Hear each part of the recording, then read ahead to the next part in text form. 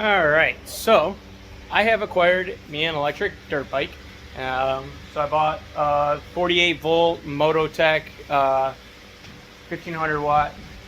So far I have ordered a 12-inch front wheel. I'm going to put some street tires on it. I want to make it like a supermoto. We've gotten some knockoff bars and a CR50 setup that we're going to be putting on there, just because when you're sitting on it, you have to sit right here. And yeah, I'm gonna hopefully we'll be able to move it back and it'll be much better. So let's get to making that happen. There's already a YouTuber that did this, but I have a welder, so it'll be a little bit easier for me than it was for him.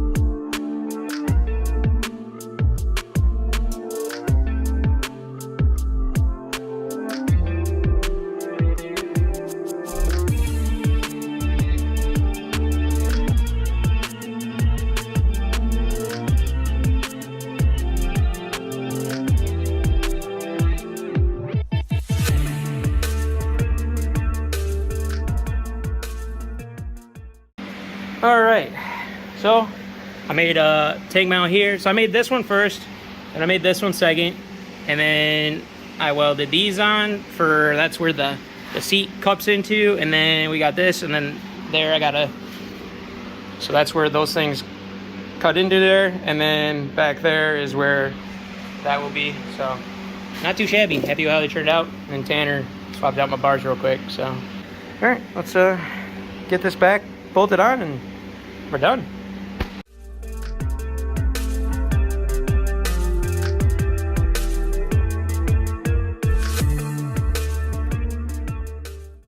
Alright, so before I get ahead of myself too much, so I already cut one piece. I want to add a brake master to this so I could do, I could have a foot brake on here. So what I did was I took off the stock foot peg, and then I designed up this little bit that slides on here. My game plan is to just basically self-tap that right into the tube behind it, and then it's mechanically held down. So when you're standing on this, it's being mechanically held on by this material, so it's really stout. So like the screw that's holding that in there is essentially no, like your weight isn't on that. Your weight is on all of this. So, and then I just have this tube. But yeah, so I'm just gonna pretty much put a self-tapper through there. It'd be like that. So it's nice and it's nice in there. And then tube goes through here. Just gotta weld that. So obviously this is the left side because you want your brake to be on the right side, like a motorcycle. So so obviously that would be the other side. This one, I'm gonna have to design a parameter to, essentially I'm probably gonna pull it off this one just because I'm impatient and don't wanna wait for the other one to show up. So I gotta wait for a stock. I bought another front line with the caliper and everything. But yeah, so this is essentially what I'm going to be mounting on there. So I need to make all the parameters to do this, and then on top of that I'm going to make a custom actual foot lever. I'm trying to make it all CNC, or like out of the CNC plasma table, just because I'd like to produce these for people if they would actually choose that. Yeah, so we'll probably get this one popped off just so that way I can get this designed up. I gotta just double check that these are the same measurements, like at least the mounting, as the one that I ordered. Even though worst case scenario I could just use this one. So but yeah, so we'll get this thing popped off and we'll get to fabbing up a mount. All right, so got the first side done. So I already tacked it on. It goes on like that, self-tap in there, and then this piece slides into here, and then that's got to go into the other side, which is already self-tapped on. And then yeah, just gotta tack weld that one, pull it off, weld it like I just welded that one, and then we're in the business. And then eventually it'll have to come off again for powder coat, even though I can't powder coat it till I do the brake master anyhow. So, but yeah, once brake master shows up, we'll get all that mounted, and that should be fun. Yeah, so let's get that side done. All right, so this thing just goes in there like that. Wham bam, you just self tap her back in, and she's done. And then real quick, we trimmed up these, smoothed them out, make sure that these corners ain't gonna bite me in the ankles. Don't need no ankle biter. So yeah, now we'll put it all back on. It's sitting right here, so let's get it on. All right, so it's sticking out that much, so I took out the self tapper and got her down flat. So we're gonna do that with this side.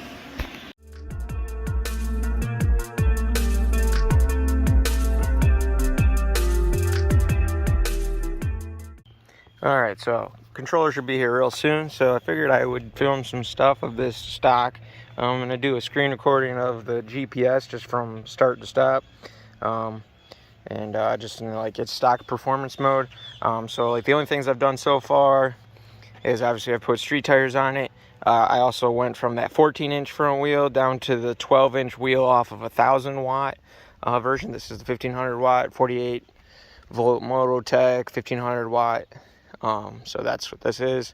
So we got 48 volts, stock controller, stock 1600-watt motor, and then yeah, I put CR50 plastics on it. I welded up the frame and all that stuff. Different handlebars. They should be I think they're knockoffs of I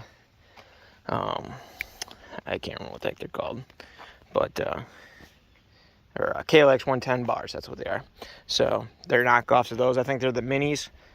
So, but yeah, otherwise this thing's been a blast. I've made my own drop pegs, and I also added a foot brake. Hopefully in the future I can produce these for people. And then obviously we got dual rear caliper. Yeah, just got to do some finalization and testing. Big thing I'm struggling to find right now is this. I had to TIG weld one up, and I really would rather not be doing that to sell them. So I'm hoping I can figure out a solution for that. I have an idea, I just got to find somebody that can machine them. So, but yeah, let's see some speed tests. Hopefully that's the question that you're looking for, and hopefully I have the answer for you. So this one has like the knobs on it, but I took those off, so.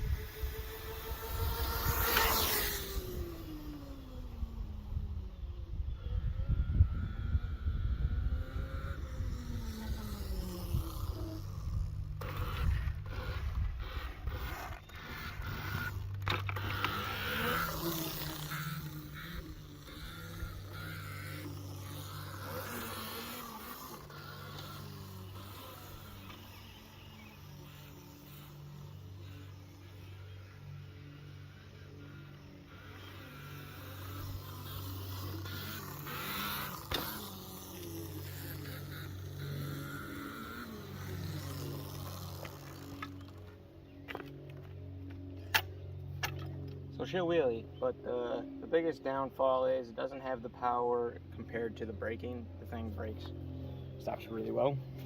So yeah, now let's do that speed run. All right, so it showed up. We got our controller. That's fancy.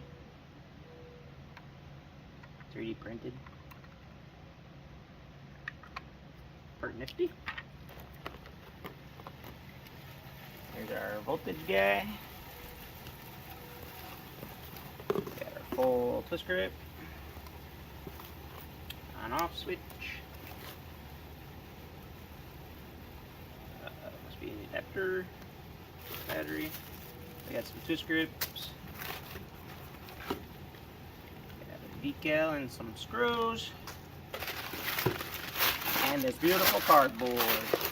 So let's get this thing in.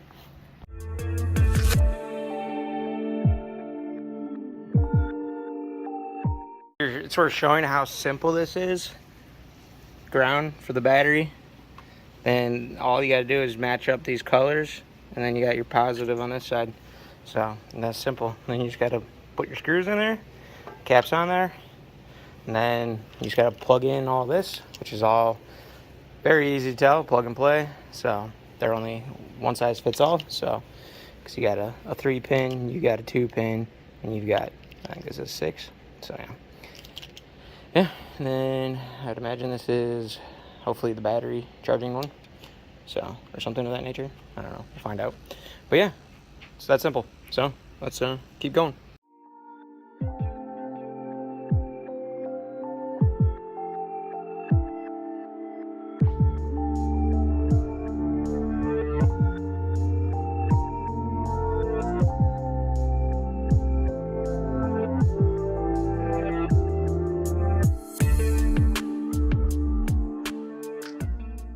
Alright, got it all together. Did have to do a little cutting, probably just because how I mounted it, but right here didn't really want to fit up in there.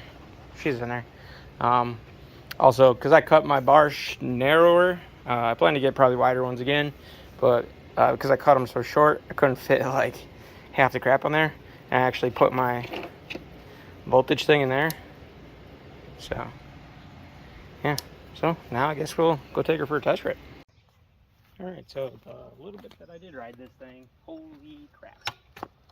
This thing is insane.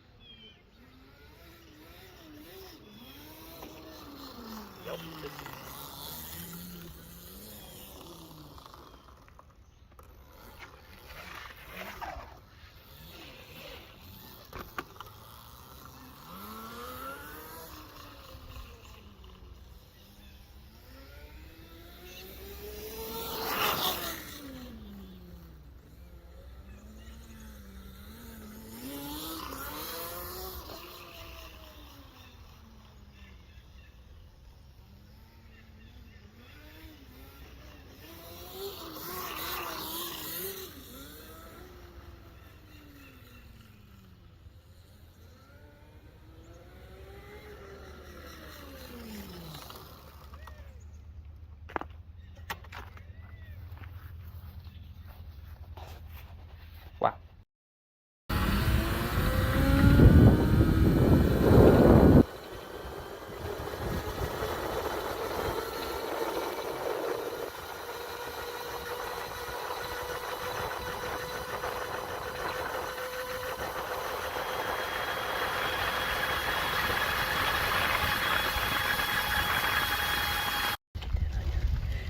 Do it.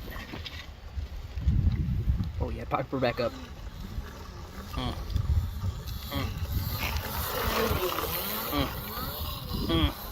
Work it.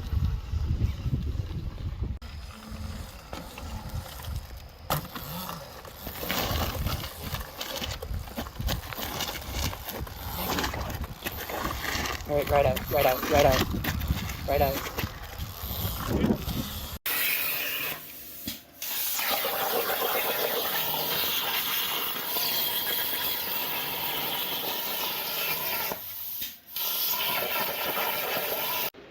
Alright, so I need to end this video, so we're going to just go over where we're sitting at right now. So, right now I've been working on trying to do a 420 chain. So this is a stock chain. This is a stock chain. Let's try and, oh, that's right. It's all still one piece. So that's a stock chain. This is a 420 chain. So a 420 chain has a 1/2 inch pitch. I believe this is a 218H, and it has like a 0.03 or some shit like that. I don't remember, but significantly different. So this is the stock sprocket. This is a 44 tooth. That's a 47. But we determined that we made a flaw. So I have a buddy helping me, and he's the one that he has the software to do sprockets. So we made these 9 tooths, and we miscalculated. We went off the outer part for the inside of that one. So we need to bring down the size of this front sprocket. So we're gonna get a 7 tooth, and it should be pretty close to this, hopefully. That's a dream. In worst case scenario, at least we'll be a little bit closer back to, because right now all I'm trying to do is recreate the stock gearing, and then we just have a 420 chain. And the reason why I want to do a 420 chain is because this little chain is going to stretch really bad, whereas a 420 chain, with this situation, should never stretch really. It should last a very long time. It is louder. From what I've noticed so far, but I'm also using old chain off the wife's little quad, so have that happening. And then I built a 12 bar for this. I still need to put some gussets in right here, so that way it holds these. I mean, it works pretty good. I made a little foot peg. It says less. I think that's a cool name for anything that I produce for stuff like that. So we got 12 bar on there. And then we're working on a 420 chain upgrade. My foot brake's working pretty good. So in this instance, I TIG welded up one of these, but so I have since acquired, because I kind of want to make them. Haven't really had too much interest, but we'll see. I have enough material to be able to make a couple, so must have one somewhere already. No, I think I already have it on here. Alright, so yeah. So this is like a brake master option, but so I have this adapter that goes into a 10mm, and then this banjo bolt that takes it out to one of these lines, and that is the same line as what is used on the dual brackets back here. So same as the brake line. So yeah. Otherwise, it's pretty much good to go. All I have to do is just cut out more. So if you're interested in those, you can email me at garagelessmerch@gmail.com or leave a comment. I'm pretty sure it's gonna be ballpark $400 for a plug-and-play. You put it on and it's gonna stop. So the only thing I think I gotta work on is this. This is fine, because when you step on this bolt, it tightens, so it in theory should never fall out. But I want to try and figure something out that's better and a little bit more thought out. But otherwise, it works freaking great. I would recommend. Yeah, I mean, I like it. I think it turned out sick. I mean, at the end of the day, if they don't sell, they don't sell. I still got a foot brake, so I made this one, or I picked up some of these that I could put onto there. So I have some of those. Yeah. Then I put full-size bars back on again and adjusted out my brakes and all that stuff. But yeah. Basically, trying to get this video out for you guys. It's been a hot minute since I've done anything for that. I've been not really too busy. Well, I've been busy with just building a buddy's car and stuff like that. So yeah, I mean, I don't think I've really done anything. I mean, I took it out to the drag strip and some other stuff like that. That'll end up in a video at some point. And then playing with this thing. This thing's been quite the learning curve. Yeah, and again, that video will be out at some point. I'm doing a freaking excellent job being a YouTuber over here. Aspiring to be a YouTuber and doesn't even upload video. Killing it. But yeah, I've been really loving this e-bike thing. If you were eyeballing up an e-bike, personally, I like the Mototec. You could do the Razors for cheaper. I think honestly, I think you're gonna end up in the same ballpark because the Razors need like fork upgrades and brake upgrades. This thing's already pretty good. It is pretty soft, but I did tighten up. I did preload the spring all the way, and it's not as bad anymore. Obviously, stiffer would be better. It depends on what you're doing. So I'm doing wheelies and stuff with this thing. So personally, I'm happy with it as the way it is. But I will probably go with something stiffer. And eventually I want to pull apart the front forks and see if I can figure out any upgrades for that. Try and figure out if I could space it off like I did on the Grom, or maybe I can find springs to put in it to thicken it up, or just change out the spring or change out the oil for something that is thicker. So, because supposedly they are fluid filled, which is pretty cool. So that's why I'm a big fan of the Mototec. Yes, it has a hefty price tag. I believe it was like $1,100 or something like that shipped to my door, if you could find them, because they're kind of hard to find right now apparently. But yeah, and then you do electro and coal controller, $500, and it comes with like the grip and everything that I installed in the video. You already seen it, and world of difference. Like, these things are fun stock, but that controller, game changer. Makes this thing so much more fun. Especially as an adult, definitely makes it more fun. Between the controller and the plastics, those are like the two big things I would suggest. The foot brake's really nice if you want to you want that motorcycle feel, or if you want to do wheelies. It's great for freaking sit downs. If you want to do like no handers or anything, get crazy like that. I ain't there, but that will definitely get me there. So, yeah. All right, enough mumbling on and excuses of why I'm doing terrible at being a YouTuber. You know the drill. Like, comment, subscribe. See you guys in the next one. Hopefully you guys like some of this e-bike content, because I sure as hell am enjoying these e-bikes because they're sick. I would love more. I want a Sur-Ron, but jeez, I do not want to pay Sur-Ron prices. So, all right, we out.